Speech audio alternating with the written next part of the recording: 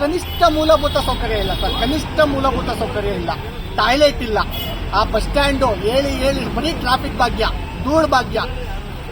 ಒಂದು 10ರಿಂದ 20 ಜಾಗದಲ್ಲಿ ಇವತ್ತು ನೆಲಮಂಗಲ ತಾಲೂಕಿನ ಜನ ಎಲ್ಲ ಬಂದಲ್ಲಿ ನಿಂತ್ಕೊಬೇಕು ಸರ್. ಅಲ್ಲಿರೋದು ಎಷ್ಟು ಗೊತ್ತಾ? 10ರಿಂದ 20 ಅಡಿ ಜಾಗ.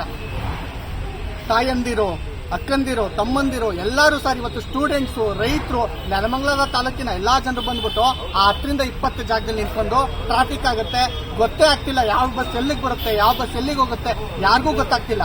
ಹಾಗಾಗಿ ಇದನ್ನ ನಗರಸಭೆಯವ್ರಿಗೆ, ಅಧಿಕಾರಿಗಳಿಗೆ ತಿಳಿಸಿ, ಸುಮ್ಮನೆ ಮಾಡ್ತೀವಿ, ಹೋಗ್ತೀವಿ, ಮಾಡ್ಬಿಟ್ಟಿದೀವಿ, ಇದನ್ನೆಲ್ಲ ಬಿಟ್ಬಿಟ್ಟು ಯಾವಾಗ ಮಾಡ್ತೀರಾ ಹೇಳಿ ಅಂತ ಹೇಳ್ಬಿಟ್ಟು ನಾವು ಆಲ್ರೆಡಿ ಮನವಿಯನ್ನ ಕೊಟ್ಟಿದ್ದೋ. ಇವತ್ತು ಸಹ ಅವ್ರನ್ನ ಕೇಳ್ದೋ. ಇನ್ನೇನು ಕೆಲವೇ ದಿವಸಗಳಲ್ಲಿ ಬಗೆಹರಿಸ್ತೀವಿ ಅಂತ ಹೇಳ್ತಾ ಇದ್ದಾರೆ. ಆದ್ರೆ ಬಗೆಹರಿಸಂತ ಯಾವ ಲಕ್ಷಣಗಳು ಕೂಡ ಕಾಣ್ತಾ ಇಲ್ಲ. ದಯವಿಟ್ಟು ನೆಲಮಂಗಲದ ಜನಪ್ರತಿನಿಧಿಗಳು ಏನಾದ್ರೂ ಜನರಿಗೆ ಒಂಚೂರು ಮೂಲಭೂತ ಸೌಕರ್ಯನ ಗೆದ್ದಿದ್ದೀರಾ ಆಯ್ತಾ? ಜನ ನಿಮ್ಮನ್ನ ಆಯ್ಕೆ ಮಾಡಿ ಕಳಿಸಿದ್ದಾರೆ. ಆದ್ರೆ ಜನರಿಗೆ ಮೂಲಭೂತ ಸೌಕರ್ಯ ಏನಾದ್ರೂ ತಲುಪಿಸಿ.